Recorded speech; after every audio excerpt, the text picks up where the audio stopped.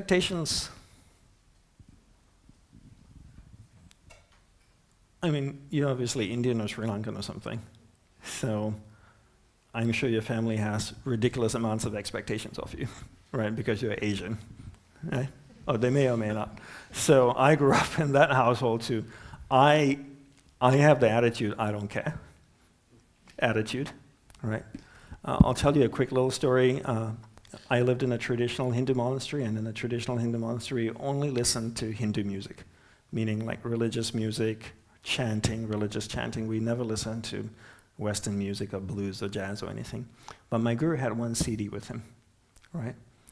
Which he kept in the car that we used to go to town to buy supplies, and every now and then he would play that. And that CD was a Frank Sinatra CD. And his favorite song in there was, which he always listened to, was I Do It My Way, right? And that's what I do. I just do it my way. And if somebody doesn't like it, I don't care, right? This is my life. I'm not here to live their life. So if they have an expectation of me, which people have tons of expectations of me, because they look at me dressed this way, stripes on my head, beads, they think I should come in here and talk in a really soft voice. It's so lovely to see all you bright souls in here. Isn't it wonderful we've gathered here? What a lovely place. I don't give a shit. You know, I just talk how I want to talk. If you don't like, you leave. I don't care. I'm just doing it my way, right? And you live your life. You have one life. You don't live the life your parents want you to live. If I lived the life my dad wanted to live, I would be a miserable biochemist right now. I would have shot myself in the head 2 years ago. I really would have. I don't want to be a friggin' biochemist. I want to be a priest, a monk. I love my religion, I love my faith, and this is who I am. Maybe not every Hindu priest you know talks like me, but I don't care. There's no rule book on how you should talk. Just be you, right? So that's how I view expectation. In terms of cooperation, I always think there should be harmony, right? And part of having harmony is being humble, right? And not always having to assert your opinions to your loved one. You don't have to.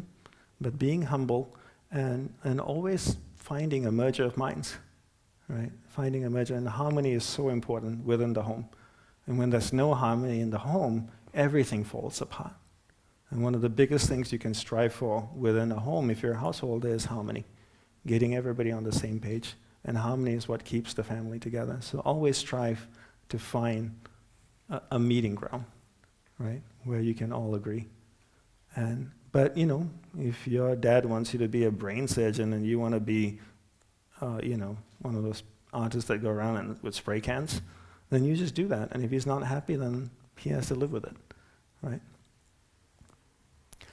Thank you very much, everyone. I really appreciate you being here. I hope you got some benefit out of this today. Remember, the most important thing is, why do we need to be focused, right? When we make the case for being focused, is that we want to live a happy life. We want to be present in our experiences that we have designed in our life for us. And in order to be present, we need to be concentrated. And if we can't be concentrated, we can't be present in our experiences. If we can't be present in the experiences we've designed for ourselves, then we don't get the full benefit from it. And we can't be present with the people that we love. We don't enjoy them fully.